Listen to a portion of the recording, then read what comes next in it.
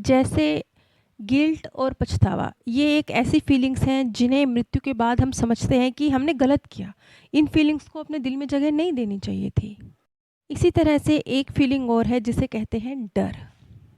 कई बार डर प्रत्यक्ष होते हैं, आपको पता होता है कि आप किसी चीज़ से डर रहे हैं, और कई बार डर भावनात्मक होते हैं, आप पूरी ज़िंदगी उनके थ्रू जी जाते हैं, लेकिन आपको पता ही नहीं होता कि आपके अंदर डर इतना ज़्यादा है कि वो आपके जीवन की गाड़ी को चला रहा है।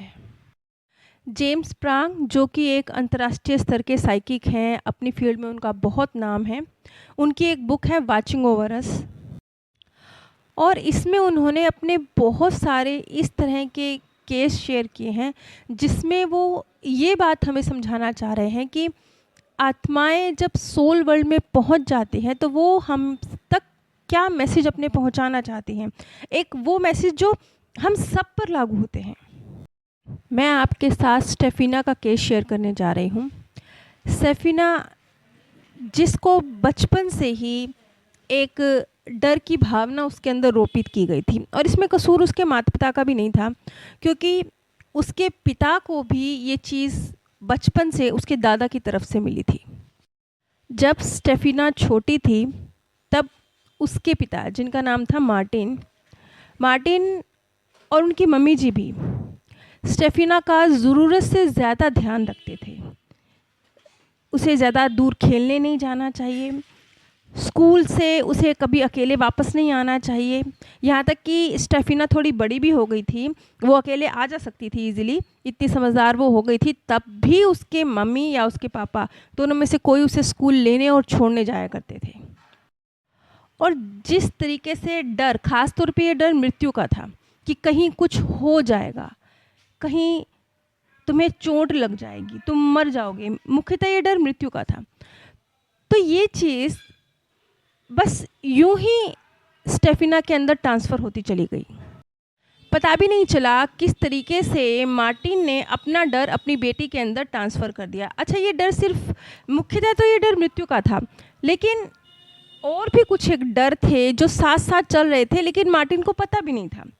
जैसे कि मार्टिन एक लॉयर बनना चाहते थे, लेकिन वो पूरी ज़िंदगी एक सेल्समैन का काम करते रहे, क्योंकि उन्हें डर लगता था कि पता नहीं मैं ये नौकरी छोड़ दूंगा, मेरा वकालत का काम चलेगा नहीं चलेगा, मैं उसकी स्टडी अपनी पूरी कर पाऊंगा नहीं कर पाऊंगा। अब ये मेरी एक फ़िक्स जॉब है, यहाँ से मुझे एक निश्चित सैलरी मिलती है, मेरा जीवन सही चल रहा है, कहीं इसे छोड़कर मैं वकालत की तरफ अगर गया तो कहीं मेरा ये जो सेफ़ जॉब है ये हाथ से निकल गई, तो मैं वकालत में सक्सेसफुल नहीं हुआ। तो मार्टिन के साथ सिर्फ एक मृत्यु का डर नहीं था, अनजाने में ही डर उसके जीवन के बहुत सारे फैसलों पर असर डाल रहा था।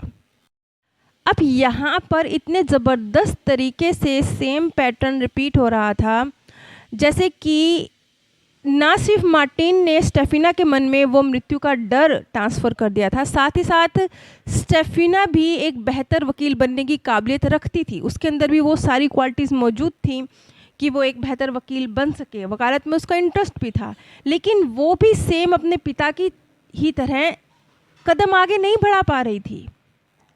वैसे इस सारे केस में पूरा कसूर तो मार्टिन का भी नहीं है, क्योंकि उनके अंदर भी जो ये डर था ये उनकी मम्मी के द्वारा डाला गया था। अब जब ये चीज़ देखने में आती है ना कि इस तरीके से डर ट्रांसफ़र हो रहा है पीढ़ी दर पीढ़ी, या कोई भी फीलिंग, तो आप अपने आप को ये कहकर कि क्या करें, हमारा ना तो परिवार में ही ऐसा है, हमें ना तो पापा मम्मी ने ही ये सिखाया, ये कहकर अपने आप को बचाव की कोशिश ना करें। आप सेल्फ डिसीज़न लेने की, स्वतंत्र कर्म की, लाइफ में खुद पर काम करके आगे बढ़ने की जो आपकी एबिलिटी कुदरत ने आपको दी है, उसके ऊपर इस तरह का कोई भी बहाना रख नहीं सकते। ये ऐसे ही है जैसे कोई हाथी बोले, मैं क्या करूं, मुझे कुत्ते से डर लगता है। क्यों? क्योंकि वो बहुत तेज़ दौड़ता है ना, इसलिए मुझे उससे डर लगता है। अब यहाँ पर जो मैं मार्टिन और सेफिना का केस शेयर कर रही हूँ, इस बात को समझिएगा कि स्थितियों का बहाना बनाकर आप अपनी जिम्मेवारियों से भाग नहीं सकते हैं, वो आपके हाथ में हैं। बेशक ये बात सच थी कि सफ़ीना के अंदर मार्टिन ने और मार्टिन के अंदर उनकी मम्मी ने ये डर ट्रांसफ़र किया था, तो भी चाहे ये परिस्थितियाँ उस चीज़ के लिए ज़िम्मेवार थी, तो भी उनका आत्मिक बल परिस्थितियों से, उनके जो माता-पिता के संस्कार जो वो उनके अंदर भर रहे थे, उससे कहीं ज़्यादा पावरफुल था। वो दोनों ही अपने आत्मिक बल से अपने इस डर की भावना को ख़त्म कर सकने में सक्षम थे। लेकिन जब हम बहाना बना लेते हैं ना, जब हमारा काम नहीं होता कुछ करने का, हमारी इच्छा नहीं होती, हम आराम करना चाहते हैं, तो हम बहाना बना लेते हैं कि नहीं नहीं वो काम तो मैंने इसलिए नहीं किया क्योंकि मेरे हाथ में दर्द था। हाथ में दर्द नहीं था, आप लेज़ी थे, आप काम करना नहीं चाह रहे थे, तो हाथ दर्द को आपने बहाना बनाया। मैंने इसलिए ये काम नहीं किया क्योंकि लाइट नहीं थी, क्योंकि पानी नहीं था। ये सब बहाने थे, आप वो काम करना ही नहीं चाहते थे। इसी तरह से अगर डर की भावना ट्रांसफ़र हो रही है तो परिस्थितियों को बहाना नहीं बना सकती थी सफ़ीना या Martin. Martin life after death में बिल्कुल बिलीव नहीं करते थे। उन्हें लगता था ये जीवन ख़त्म तो सब ख़त्म, और इसी वजह से वो मृत्यु से ज़्यादा डरते भी थे। और इसके बाद जो मैसेज उन्होंने सफ़ीना तक पहुंचा, उन्होंने कहा कि अब मैं मृत्यु से डरता नहीं हूँ। अब उन्हें लगता है कि वो कितने गलत थे और कितने स्टूपिड थे जो पूरा जीवन एक डर के साथ जिए। मृत्यु निश्चित है, और उससे भी बड़ी बात जो मार्टिन ने बोली, उसने कहा कि मृत्यु पेनलेस है। मार्टिन की ये शब्द मैं ख़ास तौर पर रिपीट कर रही हूँ कि उसने कहा कि death is natural, it is painless. ये शब्द मैं इसलिए रिपीट कर रही हूँ कि ये डर बहुत लोगों में होता है कि क्या मृत्यु के बाद, मृत्यु के समय बहुत दर्द होता है। शारीरिक पीड़ा होना वो अलग चीज़ है, लेकिन जब आत्मा देह को छोड़कर निकलती है बाहर, तो वो बिल्कुल हल्की होती है, पेनलेस होती है। इसके बाद मार्टिन ने एग्जैक्टली मृत्यु के समय और मृत्यु के बाद उसकी क्या स्थिति थी उसे बताया। उसने कहा कि वो हॉस्पिटल के बेड पर लेटे हुए थे और टीवी देख रहे थे। इसके बाद उन्होंने अपने भाई को देखा जो कई साल पहले गुजर चुके थे, और उसके फ़ौरन बाद उन्होंने अपनी मम्मी और पापा को देखा। ये दोनों बहुत यंग लग रहे थे, और सबसे बड़ी बात, किसी के भी चेहरे पर कोई चिंता की लकीरें नहीं थीं। जैसे कि उसने अपने मम्मी को पूरा जीवन देखा था, वैसी कोई चिंता की लकीरें उनके माथे पर नहीं थीं। अब थोड़ी सी अलग तरह की बात मार्टिन ने शेयर करी है। फिर मार्टिन ने एक बात बोली। उन्होंने कहा कि उनके पिता ने उससे कहा कि हमारा हाथ पकड़ो, खड़े हो जाओ। तो इस पर मार्टिन का जवाब था, नहीं मैं बहुत बीमार हूँ, मैं खड़ा नहीं हो सकता। इस पर उसके पिता का कहना था, ये सब सिर्फ तुम्हारे दिमाग में है, तुम बिल्कुल स्वस्थ हो। अब ये जो आपने मार्टिन का एक्सपीरियंस, बिल्कुल जो मृत्यु के क्षणों में, जस्ट ये मृत्यु का ही एक्सपीरियंस है, वो चल रहा है। ये जो आप सुन रहे हैं, ये आपने अब तक जो मृत्यु के एक्सपीरियंस सुने होंगे, मैंने ही अपने कई वीडियोस में आप लोगों को जो अन्य लोगों के मृत्यु के एक्सपीरियंस सुनाए हैं, उनसे थोड़ा सा अलग है।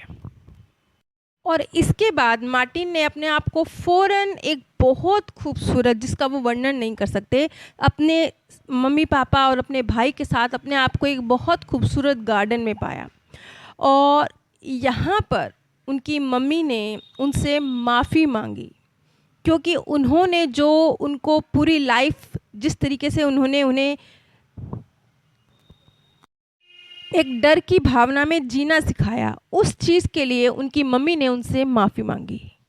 मार्टिन ने एक बहुत सुंदर लाइन बोली ही। उन्होंने कहा कि फ़ियर तुम्हें डैमेज करता है, ये तुम्हारी ज़िंदगी से इमेजिनेशन की, क्रिएशन की सारी पावर लेकर चला जाता है। जैसा कि मैंने आपको बताया था कि पूरी ज़िंदगी मार्टिन लॉयर बनना चाहते थे, सारी उनमें क्वालिटीज़ थी, लेकिन वो डरते रहे अपनी सेल्समैन की जो जॉब थी उसे छोड़ने से।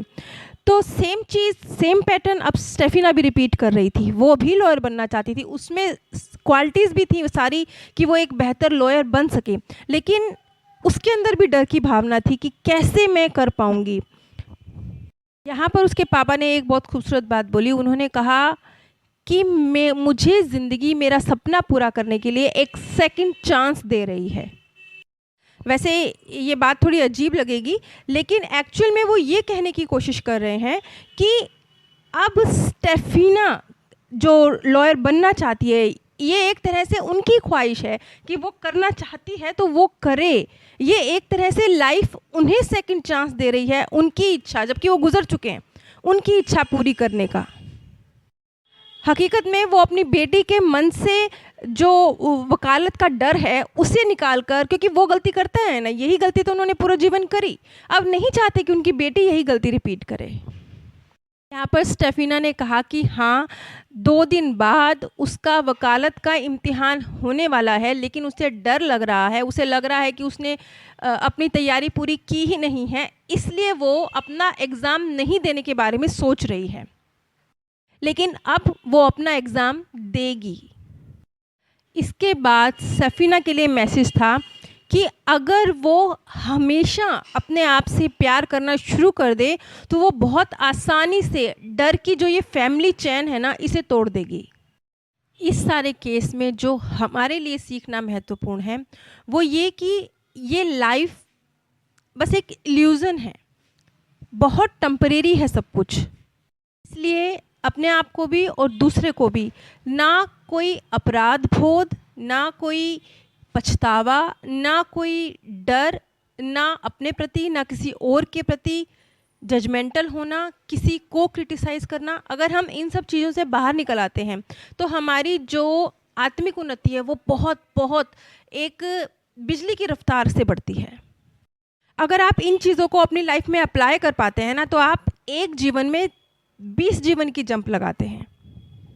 अगर आप इन चीज़ों पर काबू पा जाते हैं तो ये ऐसा होगा जैसे एक 5वीं क्लास के बच्चे का सीधा 12वीं क्लास में पहुंच जाना।